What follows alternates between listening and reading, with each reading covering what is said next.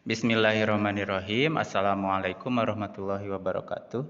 Selamat siang anak-anakku kelas 7 Soleh Solehah. Apa kabar semuanya hari ini? Mudah-mudahan dalam kondisi sehat walafiat ya. Bertemu lagi bersama Bapak dalam matematika menyenangkan di kelas 7. Oke, untuk pertemuan kali ini kita akan membahas tentang belah ketupat. Setelah sebelumnya kita membahas tentang segi empat, persegi panjang, dan persegi. Oke, untuk selanjutnya kita akan membahas tentang belah ketupat. Coba perhatikan belah ketupat ABCD yang tampak pada gambar. Ya. Nah, ini belah ketupat ini mempunyai sifat-sifat atau ciri-ciri. Berikut ciri-ciri belah ketupat. Yang pertama, semua sisinya sama panjang, yaitu sisi AB yang ini ya, AB, dan sama dengan sisi BC, sama dengan sisi CD, sama dengan sisi DA. Ya, jadi semua sisinya sama panjang. Ya, jadi S sama dengan S sama dengan S sama dengan S. Kemudian sifat yang kedua adalah kedua diagonalnya merupakan sumbu simetri belah ketupat tersebut. Yang dimaksud diagonal yang ini ya, ada D1 dan D2. Ya, diagonal AC dan diagonal BD. Ya. Nah, kedua diagonal itu adalah merupakan sumbu simetri. Sumbu simetri kalau dilipat dari B ke D, itu nanti C akan menempati titik A. Ya, artinya simetri itu simetri lipat. Kalau misalnya dilipat akan menempati tempatnya. Ya. Diagonal AC A ke C kemudian dilipat, maka akan D menempati B. Ciri yang ketiga yaitu kedua diagonalnya saling berpotongan tegak lurus dan saling membagi dua sama panjang, yaitu AO sama dengan OC. Nah, AO sama dengan OC. Ya, karena diagonal AC berpotongan dengan diagonal BD, berpotongan di O, maka akan membagi diagonal yang lainnya sama panjang, yaitu AO dan OC.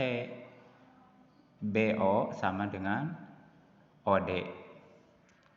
Gitu ya.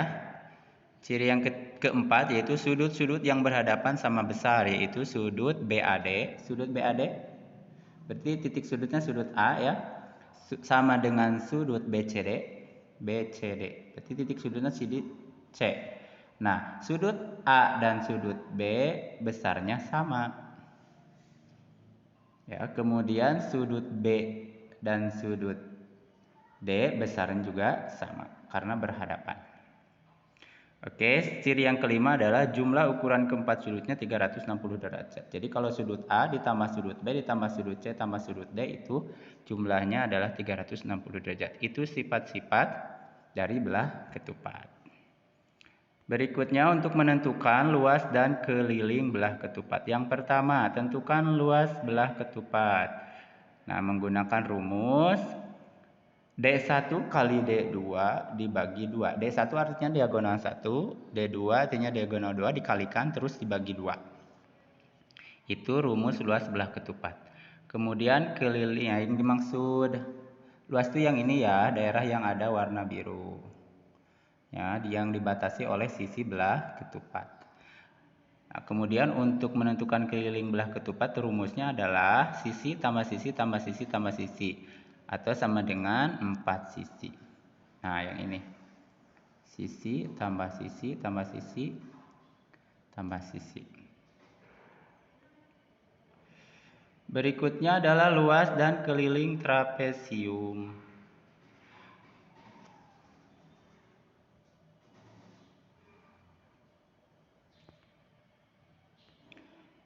Trapesium luas. Nah, gambar trapesium seperti ini ya. Perhatikan ada trapesium PQRS. Nah, ini sifat-sifatnya adalah sifat-sifat trapesium. 1. Sepasang sisi yang berhadapan sejajar, yaitu sisi QR sama dengan PS. Ya, QR sama dengan PS itu sejajar. Ya, itu A sama dengan B. Itu simbol lainnya ya. Jadi ada sepasang sisi yang sejajar. Kemudian sudut antara sisi-sisi sejajar yang memiliki kaki sudut sekutu, salah satu sisi tegaknya berjumlah 180 derajat. Nah, kalau misalnya ini nih, sudut P dengan sudut Q jika dijumlahkan itu 180. Dan sudut R dengan sudut QS jika dijumlahkan itu 180. Kemudian T sama dengan tinggi. Nah, ini tinggi trapesium T ya, yang ini. Tinggi trapesium. Paham ya? Kita lanjutkan untuk menghitung luas dan keliling trapesium. Rumus luas trapesium adalah setengah kali tinggi kali A tambah B. Nah, setengah kali tinggi yang ini dikali A tambah B. A itu, A dan B itu sisi yang sejajar tadi ya, yang ini. Sisi yang sejajar tadi. Nah, itu untuk menghitung luas trapesium. Sementara untuk rumus kelilingnya adalah luas jumlah keempat sisinya. Berarti ditambahkan sisi PS, ditambah sisi SR, ditambah sisi RQ, ditambah sisi PQ. Jadi keempat sisinya dijumlahkan.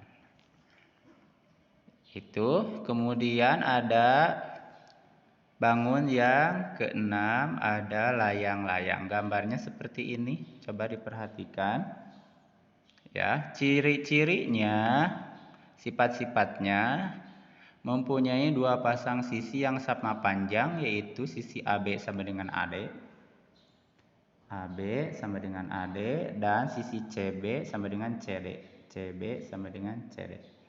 Nah, jadi ada dua pasang sisinya yang sama panjang. Kemudian sepasang sudut yang berhadapan sama besar, yaitu sudut B dan sudut D. Sudut B dan sudut D.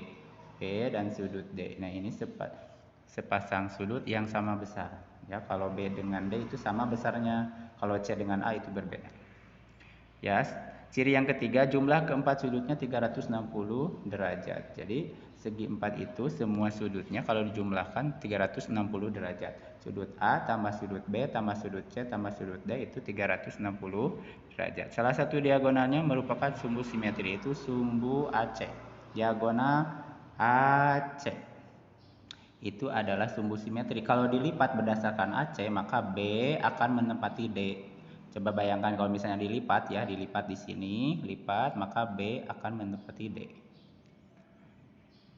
Bagaimana menghitung luasnya? Nah, ciri yang kelima adalah salah satu diagonalnya memotong tegak lurus dan membagi dua sama panjang diagonal yang lain. AC memotong tegak lurus BD. Nah, di sini AC memotong tegak lurus BD, di sini memotongnya. Ya, perpotongan tegak lurus berarti 90 derajat. Ya. Nah, untuk menghitung luasnya adalah setengah kali diagonal 1 kali diagonal 2 atau D1 kali D2 dibagi 2. Gitu. Untuk menghitung kelilingnya adalah jumlah keempat sisinya. Jadi rumusnya sama ya, dengan belah ketupat. Mudah-mudahan paham, lihat di gambar ya. Nah, sekarang untuk menguji pemahaman, coba perhatikan. Hitunglah luas bangun ABCD jika AD sama dengan CE. AD ke sini ya, sama dengan CE. CE itu ke sini. AD-nya berapa? 6 cm, CE-nya berarti otomatis 6 cm.